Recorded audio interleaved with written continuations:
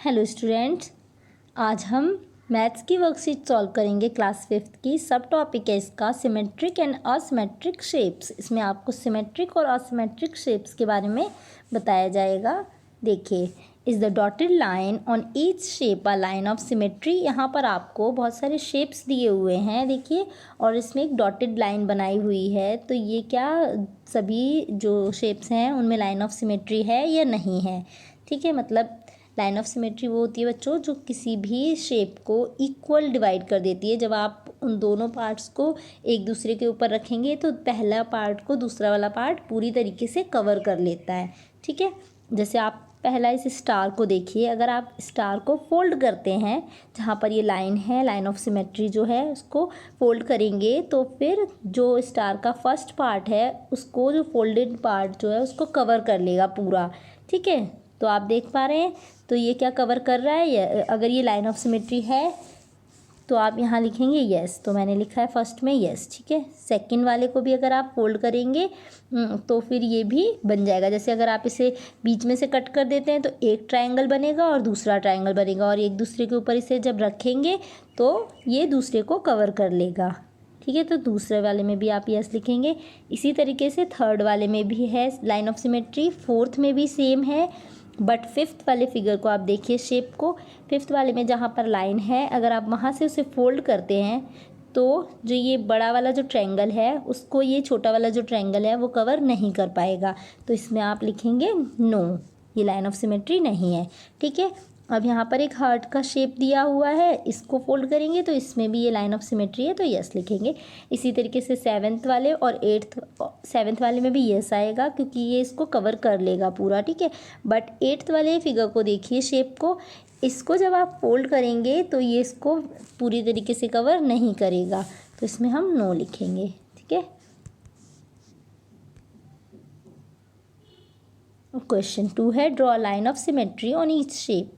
यहाँ पर आपको शेप्स दिए हुए हैं, 8 शेप्स दिए हुए हैं, तो इनमें आपको लाइन ऑफ सिमेट्री खींचनी है। तो मैंने खींच दिया, आप देखकर कर सकते हैं, ध्यान से करिएगा, और इससे आप आइडिया भी लेंगे कि किस तरह से लाइन ऑफ सिमेट्री को ड्रॉ किया जाता है, जिससे कि जो शेप है वो पूरा फुली हाफ डिवाइड हो जाए और फर्स्ट वाला पार्ट सेकंड वाले पार्ट को पूरी तरीके से कवर कर ले। ठीक है, और उसी जगह पर आपको ये लाइन ऑफ सिमेट्री ड्रॉ करनी है। अगर आप कहीं पर भी ड्रॉ कर देंगे तो फिर वो जो जब फोल्ड करेंगे उसको देखेंगे तो वो उसको पूरी तरीके से कवर नहीं करेगा।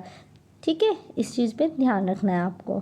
तो इसमें मैंने फर्स्ट सेकेंड जो सारे शेप्स हैं मैंने इसमें कर दिया है, आप इसे देखकर कर सकते हैं। अब देखिए क्वेश्चन 3 है, write the number name of shapes which are divided into 2 mirror halves by the dotted line. अब ये देखिए आप, यहाँ पर आपको उन शेप्स के नाम लिखने हैं, नंबर नेम लिखने हैं। यहाँ पर नंबरिंग की गई है तो उन नंबर्स के आपको नेम लिखने हैं जिन जिन शेप्स का अगर आप डिवाइड करते हैं, और डिवाइडेड पार्ट की जो लाइन है, जहाँ पर लाइन खींची है आपने, तो उसमें अगर आप वहाँ पर मिरर रखते हैं, मिरर के अंदर आप देखेंगे तो वो उस पार्ट को पूरी तरीके से कंप्लीट कर देगा। ठीक है, जैसा कि मैंने आपको करवाया था क्लास में, उस तरीके से आपको देखना है।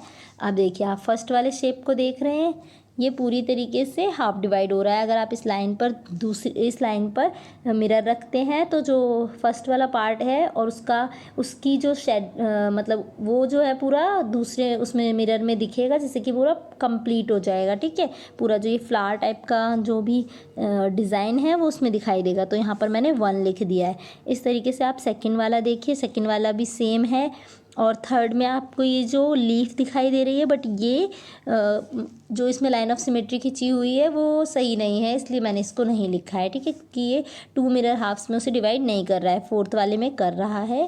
ध्यान से देखिए आप लोग भी, फिफ्थ वाले में भी ये स्टार का जो शेप है इसमें भी कर रहा है, और सिक्स्थ में आप देखिए बटरफ्लाई का शेप दिया हुआ है, ये भी कर रहा है। ठीक है, और सेवन्थ वाला भी ये शेप है, ये भी कर रहा है, और फिर उसके आगे एट्थ वाले शेप में भी हो रहा है।